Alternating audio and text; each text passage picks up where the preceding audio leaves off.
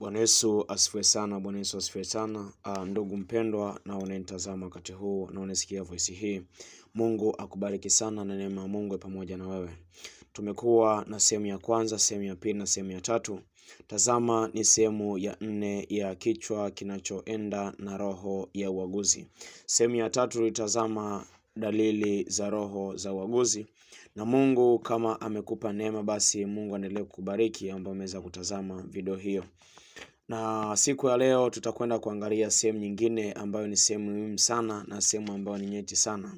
Na ni sehemu yetu ya 4 ya video hii ama maarifa haya. Tutakwenda kutazama jinsi ya kutambua roho ya uaguzi, lakini pia madhara ya roho ya uaguzi. Ndugu zangu wapendwa, wana taifa la Mungu, popote ulipo, Mungu akubariki sana na umeendelea kuwa na ufuatilia katika channel hii ama madhabahu hii ya Praise Charismatic. Mungu akubariki sana na neema ya Mungu iwe pamoja na wewe. Jinsi ya kutambua roho ya uaguzi. Roho ya uaguzi tumesema kwamba ni aina ya roho ambayo inajaribu kutumia ama kuiga sauti ya kimungu au maarifa ya kiroho, lakini ndani mwake huwa na upotoshaji, udanganyifu au utumwa wa kiroho. Sasa jinsi gani ya kuweza kutambua hizi roho ya uaguzi? Jambo la kwanza kabisa ni kwamba hizi roho za uaguzi huwa hazitambulikani nje kirahisi, lakini kuna alama za kiroho ambazo zinaweza kuonekana. Na mtu akijaribu kuwa makini, hizi alama anaweza kuzitambua. Jambo la kwanza jinsi ya kuweza kutambua, moja kabisa kwamba hujitenga na neno la Mungu. Inaleta ufunuo bila maandiko. Inapenda ndoto, ishara, hisia kuliko neno la Mungu. Tumsifu Yesu Kristo, watu wa Mungu.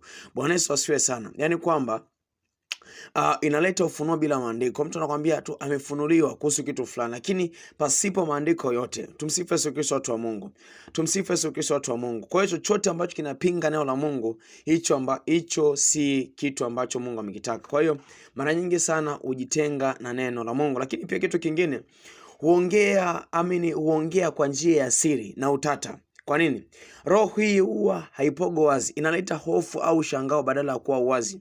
Na tunafahamu kwamba kazi kubwa ya Roho Mtakatifu ni kuleta uwazi. Na kuleta uwazi, lakini pia si kuleta ushangao au kuleta hofu. Tunafahamu kwamba roho ya Mungu huleta amani pamoja na uwazi. Lakini hii roho ya uaguzi inatoa ujumbe unaochanganya. Inaleta hofu na ushangao badala ya kuleta uwazi. Watu wanakuwa na hofu. Huongeza hofu na utumwa wa kiroho. Badala ya uhuru huleta hofu ya kesho. Mtu anakuambia kwamba kitu fulani kitatokea siku fulani. Yaani unabii ambao si unabii ambao unatokana na neno la Mungu. Misingi ya kiroho hakuna katika unabii huo.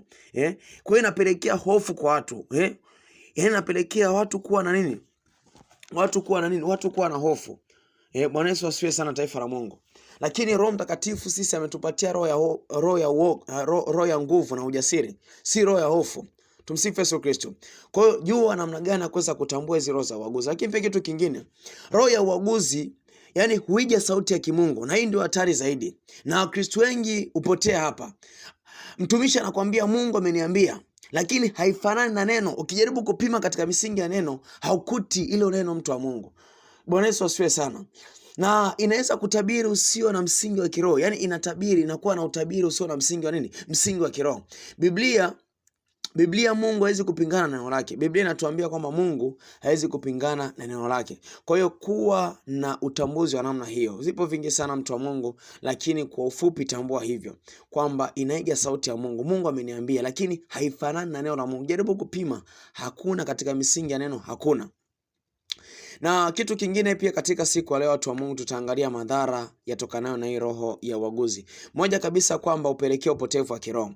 Na mtu ambaye amelemaa, mtu ambaye ametegemea utegemezi wa hii roho ya uaguzi, mara nyingi sana huwa anaelekea katika hali ya upotevu wa kiroho. Na mara nyingi sana anatoka katika misingi ya kweli ya kiimani, misingi ya neno la Mungu. Anatoka kabisa katika hii misingi kwa sababu amefuata hizo roho za uaguzi. Lakini pia kitu kingine, uvunja uhusiano wake na Mungu. Huyu mtu manake utegemezi unaanza tena sio kwa Mungu, sio kwa neno. Anamake anategemea zaidi watu, anategemea zaidi waganga wa kienyeji, manabii. Watu ndio wamshauri. Manake huyu mtu uhusiano wake na Mungu kama ulikuwa unajengwa na maombi, manake maombi utaanza kupungua. Kwa sababu kila kitu atahitaji asikie kwa mtu fulani, au atasikia kila kitu atasikia atamani asikie kwa mtumishi wake. Kama alikuwa ni msomaji wa neno litapungua kwa kiwango kikubwa sana. Atakuwa ni mtu mwenye kutafuta ufunuo haraka, sio mtu mwenye kutaka kumsikiliza Mungu, mwenye kukaa kukip katika maombi, akae katika hali ya utulivu amsikilize Mungu. Atakuwa ni mtu mwenye kutafuta ufunuo haraka. Una jambo lako, nataka nikamuulize baba fulani, nataka niende kwa mganga wa kienyeji. Si mwenye kukaa na kutaka usikivu wa kuweza kumsikia Mungu. Hii huleta umbali wa kiroho kati ya mtu na Mungu. Lakini pia madhara mengine, mtu wa Mungu ina tabia ya kuharibu familia au mahusiano. Huleta mashaka kati ya watu, ugomvi na kutokuelewana au migawanyiko katika familia. Kwa nini? Kwa sababu mfano kuna mama mmoja ambaye aliwahi kugombana na mdogo wake. Kwa sababu gani? Kwa sababu mchungaji huyo alimwambia kwamba uolewe kwa sababu ya mdogo wako. Mdogo wako anakutendea 1 2 3. Kwa akaamini pasipo kupima katika roho na kweli. Kwa akaamini yale maneno kiasi kwamba ikapelekea ugomvi na mdogo wake. Ikapelekea mtafaruku katika familia. Kwa sababu ya kuamini kile ambacho aliamini kwa kuambiwa, si kwa kupima. Tumsifu Yesu Kristo, watu wa Mungu. Kwa hizi roho za uaguzi, usipopima katika roho na kweli, utajikuta kwamba unagombana na ndugu zako, unagombana na marafiki zako kwa sababu ya kudanganywa katika roho ya uaguzi. Lakini pia kitu kingine, mtu wa Mungu, ufungua milango ya udanganyifu wa kiroho. Mara nyingi upelekea kupokea mafundisho yasiyo sahihi, kuingia katika ushirikina wa kisasa na wasiri. Mtu wa Mungu, uchawi unanunulika. Kuna baadhi ya waumini, kuna baadhi ya watumishi, wachungaji wananunua uchawi wanapeleka kanisani. Ukiangalia mtu wa Mungu pasipo kupima katika neno la Mungu, unaona ni muujiza. Unaona ni matendo makuu ya Mungu, lakini kumbe ni ushirikina. Ni uchawi ambao umenunuliwa. Tumsifu Yesu Kristo. Rejea Matendo ya Mitume 9:8. Rejea pale. Yule Simoni alikuwa akinunua uchawi. Aliwadanganya watu wengi kwa miaka mingi sana. Lakini baada ya Paulo kufika katika ile eneo, anasema baada ya Paulo kufika ile eneo akatambua kwamba matendo yale sio. Na baada ya kuona matendo makuu ya Mungu, yeye mwenyewe pia alibatizwa. Tumsifu Yesu Kristo. Bwana Yesu asifiwe sana, taifa la Mungu. Kwa huyu mtu manake inafungua milango ya udanganyifu wa kiroho. Watu wengi wanakuwa naamini katika hali ya ushirikina, wakiamini kwamba ni muujiza, lakini sio muujiza wa kimungu, ni muujiza wa kipepo na ni muujiza wa kichawi. Na pia kitu kingine, inapoteza dira ya kweli ya wokovu. Hii roho ya uaguzi mara nyingi pelekea kupoteza dira ya wokovu. Mtu wa Mungu, kitabu cha Yohana wa kwanza 4 mstari wa kwanza, maandiko yanatuambia, na tusiamini kila neno bali tujaribu kama zinatokana na Mungu kweli. Mungu akubariki sana, Mungu akupe neema na kibali. Kama ni mara yako ya kwanza, basi hakikisha una like, kusubscribe channel hii, share kwa watu ambao wenye uhitaji wa message hii ama taarifa hii, na hakika Mungu atakubariki sana. Mungu akubariki sana, Mungu akubariki na neema ya Mungu pamoja na wewe. Karibu katika sehemu ya mwisho inayofuata, sehemu ya 5, jinsi ya kushinda roho ya uaguzi. Jinsi ya kushinda roho ya uaguzi. Kama ni mara yako ya kwanza, hakikisha unapata sehemu ya kwanza, nini maana ya roho ya uaguzi.